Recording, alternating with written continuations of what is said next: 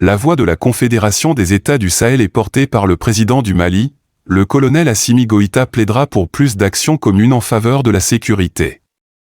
Une préoccupation qui doit occuper une place de choix dans la déclaration et les plans d'action qui seront adoptés à l'issue des travaux. Son discours était attendu en prenant part à la conférence de haut niveau sur la gouvernance. Le président de la transition se félicite tout d'abord de l'excellence des relations entre le Mali et la Chine face aux défis sécuritaires. Notamment en matière de respect de la souveraineté et des droits humains, et constitue le fondement du thème qui nous réunit aujourd'hui, à savoir le renforcement des échanges d'expériences en matière de gouvernance. Une gouvernance véritable ne peut se réaliser que dans un cadre où les autorités et le peuple exercent pleinement leur souveraineté, sans interférence extérieure. C'est dans cet esprit de responsabilité nationale que la gouvernance au Mali est guidée par 3 principes désormais inscrits dans notre Constitution, à savoir le respect de la souveraineté de l'État, le respect des choix souverains du peuple, la défense des intérêts du peuple. Pendant longtemps, sous le prétexte de promouvoir la bonne gouvernance, nos États ont été soumis à des dictats par des puissances impérialistes, facilitant ainsi l'exploitation sans retenue de nos ressources. Ces pratiques ont alimenté des inégalités et freiné notre développement tout en renforçant des intérêts extérieurs au détriment de nos peuples. Le président Goïta fustige l'attitude des forces néocoloniales, citant l'exemple de la lutte contre le terrorisme au Mali. Le chef de l'État déplore la complicité et le soutien de certains États aux forces du mal dévoilées au grand jour. Alors que nous faisons face à des défis sécuritaires et économiques imposés de l'extérieur, le Mali exprime sa profonde gratitude envers ses partenaires sincères, dont la République populaire de Chine, qui apporte un soutien crucial dans notre lutte contre le terrorisme et ses complices étatiques. Les récents événements survenus à Tinzawatène dans le nord du Mali illustrent malheureusement comment le terrorisme international est cyniquement entretenu, voire encouragé par des forces néocoloniales qui cherchent à perpétuer leur domination sous de nouvelles formes.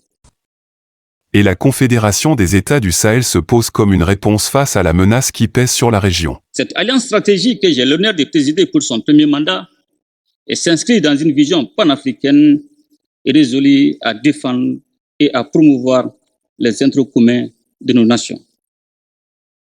Elle témoigne de notre détermination collective à construire une architecture sécuritaire à la hauteur des menaces dans l'espace et l'AES, condition fondamentale du développement et de l'épanouissement de nos peuples.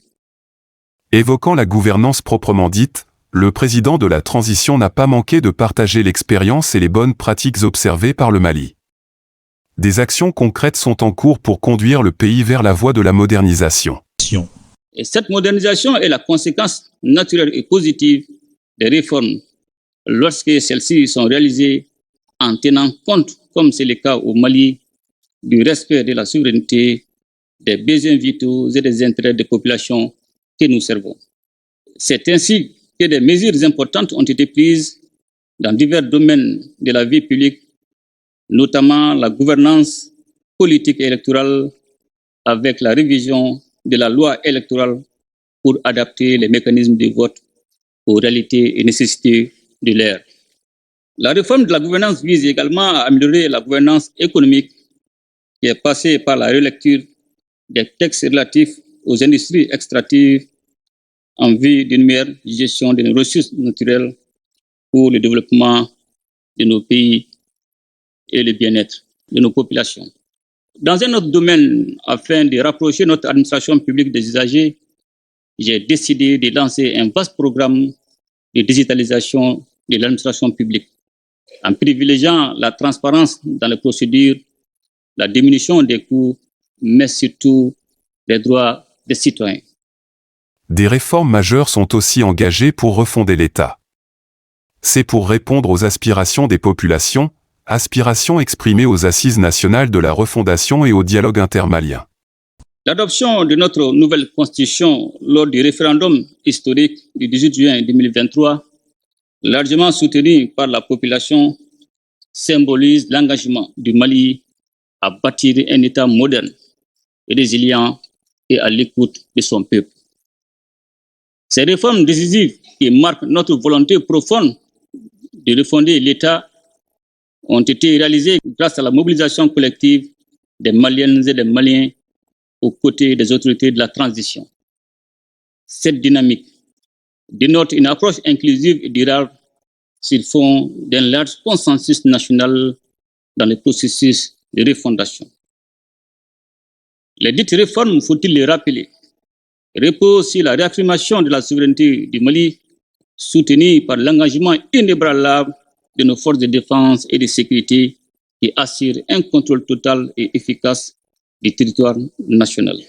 Le président Assimi Goïta a enfin réitéré la reconnaissance du peuple malien aux amis du Mali qui œuvrent aux côtés du pays pour la paix, la stabilité et le développement.